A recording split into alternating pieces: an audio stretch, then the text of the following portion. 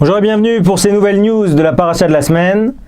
Nitzavim Vayeler pour Torah Box avec ce spécial Irma. La tempête Irma a été terrible. Le gouverneur Rick Scott affirme son autorité. Miami s'est préparé au pire. Et donc ce journal spécial Irma, non pas du nom de la boule, mais de l'ouragan, tempête tropicale, le plus destructeur depuis des années, après le massacre de Saint-Barth, et non pas de Saint-Barthélemy, et de l'île Saint-Martin, eh bien, tout le monde attendait l'arrivée à Cuba et sur la côte est des États-Unis. Et Parashat Nitzavim Vayeler, on est dans le mois d'Elul, le roi est dans les champs, on est tout proche de Rosh Hashanah et du jugement, et là c'est un grand parfum de jugement. Alors, dans la paracha de la semaine, il y a marqué à 2 reprises que le peuple d'Israël et le monde plus largement, puisque c'est également la mission du monde de véhiculer la Torah et ses valeurs, eh bien il y a marqué « Vaïdoti bachem et hashamayim vet haaretz » et je prendrai comme témoin le ciel et la terre du fait que oui, vous allez respecter mes mitzvot. Et ça voulait dire quoi? Alors, il y a plusieurs explications dans nos sages, mais une des explications, c'est justement cette idée que le ciel et la terre, donc le ciel, les tempêtes, les cyclones, les ouragans, etc., et la terre, les tremblements de terre, sont là principalement pour rappeler sans cesse cette mission du peuple juif. Il n'y a pas d'élément, il n'y a pas de catastrophe physique qui ne soit pas liée à Am Israël, au sens de voir la main d'Hachem. Matovu oa lecha Yaakov, quelles sont belles tes tentes, Hachem, et qui sont grandes tes œuvres.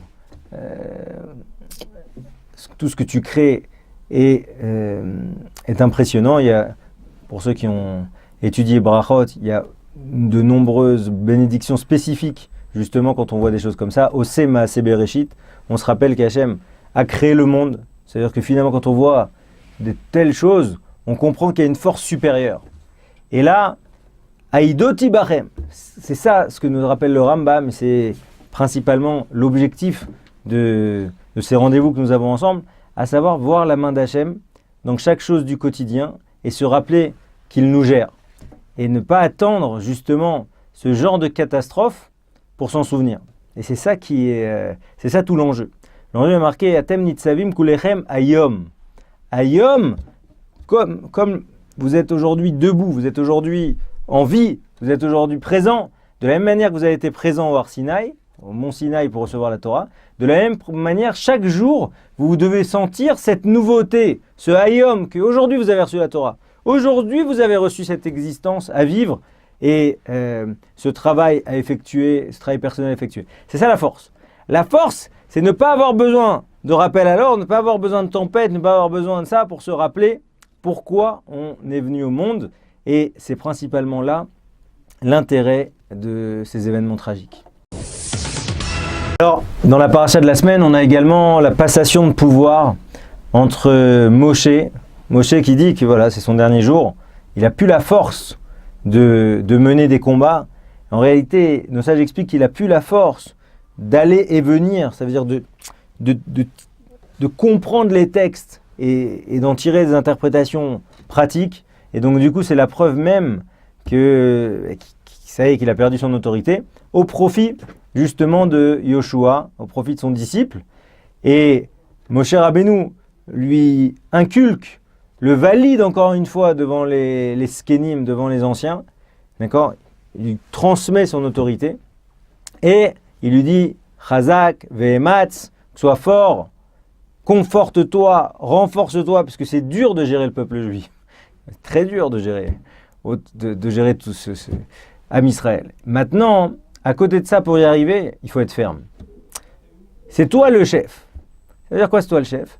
Si tu dois faire tomber des têtes, c'est-à-dire n'hésite pas fondamentalement à faire preuve de force pour affirmer ton autorité, parce qu'il ne peut pas y avoir 2 chefs.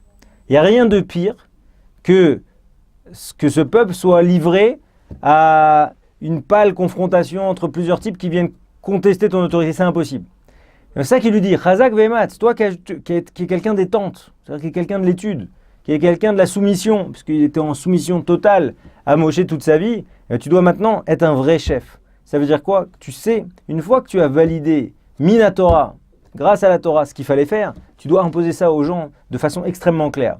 Et là, c'est très joli. On a Donald Trump qui ne cesse justement, lui, d'affirmer son autorité, avec énormément de couacs, comme on l'a déjà souligné ensemble, mais il apprend, on va dire que c'est son apprentissage, d'accord? Il est passé de Miss Univers à des projets immobiliers, à gérer des repas mondains, à maintenant gérer la première puissance du monde.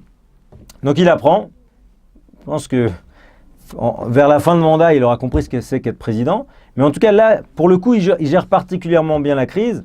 Il est présent sur le terrain, il est présent médiatiquement. Et surtout, il a la force, là, justement, avec Rick Scott, qui est le gouverneur de Floride, avec qui il a des relations par ailleurs, de véritablement le valoriser.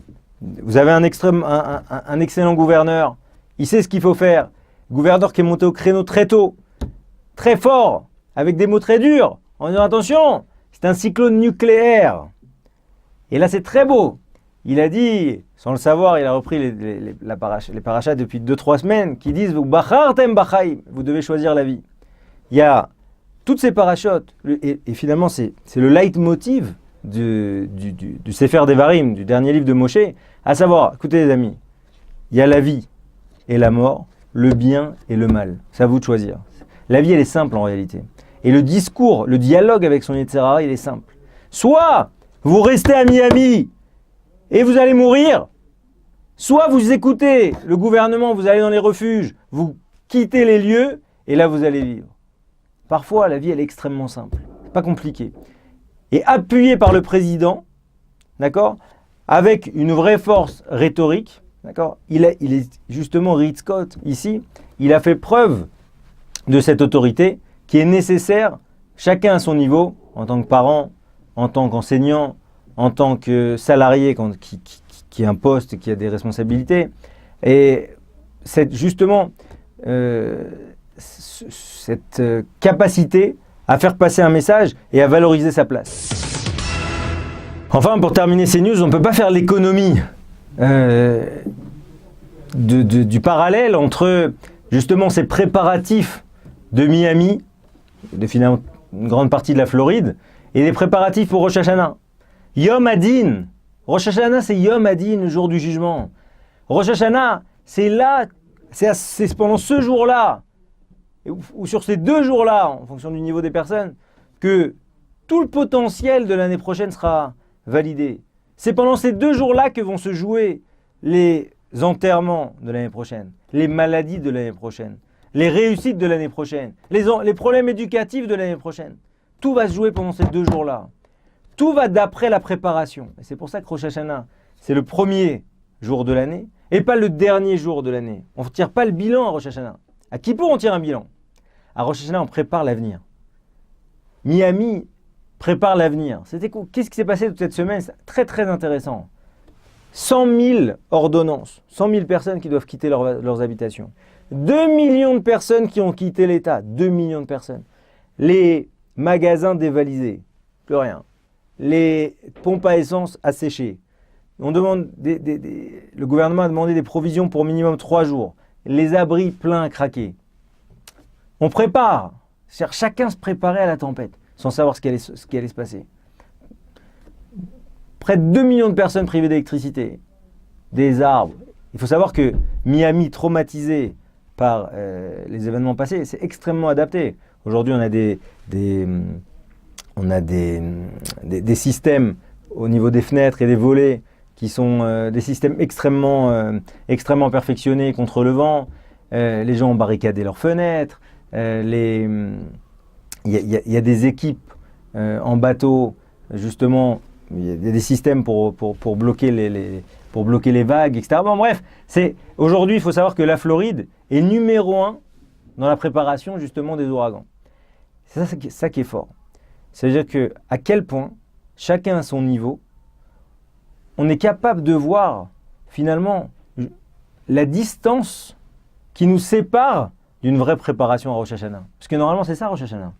Si Rosh Hashanah est tellement important qu'on va jouer sa vie, mi yamut ou mi yechye, mi bamaim ou mi baesh, ce qu'on dit dans Untan et Tokef, qui va vivre, qui va mourir, qui mourra par l'eau, qui mourra par le feu, qui mourra par l'épée, qui mourra dans la détresse, qui mourra dans la famine, etc., etc. Si on était vraiment dans cette posture-là, on serait en train de trembler, comme les gens de Miami. On serait en train de quitter sa maison. On serait déjà en train de se dire, mais le plus important, déjà qu'on soit en vie, avant de savoir ce qui va se passer de notre villa ou de notre voiture. Attends, c'est ça le message de tout ça. Le principal message, c'est attention, regardez comme tout ce qu'on investit, d'accord, pour sauver sa vie, pour sauver ses affaires. Combien on doit investir pour sauver son âme, pour se préparer à un Rosh Hashanah, pour préparer, pour dire à Hachem, voilà, donne-moi la vie cette année. C'est ça qu'on demande. Amelech HaKadosh, on sait que c'est toi le roi. C'est toi qui valide tout ça. C'est toi qui envoie une rupture d'anévrisme. C'est toi qui sauve d'un cancer. Donc maintenant, Akadosh Baruch Hu, de la même manière que les gens de Miami sont préparés avec force, pour nous c'est un exemple extraordinaire de se dire, mais voilà, il nous reste quelques jours, 10 jours avant Rosh Hashanah, 10 jours avant la signature qui va nous accompagner toute l'année. Mais là, nous, en tant que juifs, on va beaucoup plus loin que sauver juste sa vie physique, vous avez compris? C'est-à-dire qu'à Rosh Hashanah, on sauve son potentiel spirituel pour l'année. C'est ça, la vie. Être inscrit dans le livre de la vie, c'est pas juste vivre. Être inscrit dans le livre de la vie, c'est être inscrit dans une démarche positive, personnelle, qui va nous permettre de devenir quelqu'un d'autre pendant l'année. Et Akadosh Baruch Hu, une fois qu'on vient à Rosh Hashanah avec ce projet-là, alors Akadosh Baruch Hu, il valide ou non le projet, il finance ou non le projet. Et c'est ça l'angoisse de Rosh Hashanah. Vous avez compris? À Miami, la rétrogradation de l'ouragan, catégorie 5, catégorie 4, catégorie 3, il repasse en catégorie 4. Finalement, c'est devenu une tempête tropicale. Pour les gens de Miami, quelque chose de banal. Qui a dérouté. Au moment où ça a dérouté de Miami, ça y est, c'était gagné, c'était fini. Nous, ce qu'on demande, c'est de faire dérouter les malédictions, comme on dit à la fin, pendant la prière de Rosh Hashanah, que l'année se termine avec ces malédictions et que toutes les bénédictions arrivent sur nous. Mais pour ça, il faut se préparer. Comme les gens sont préparés, et finalement on voit que ça s'est très très bien passé finalement. Il y a eu malheureusement quelques victimes, mais ça s'est très bien passé à Miami. De la même manière, pour qu'on réussisse notre Rosh Hashanah, il faut impérativement bien préparer. Voilà, des bonnes nouvelles pour tout le monde, et à très bientôt.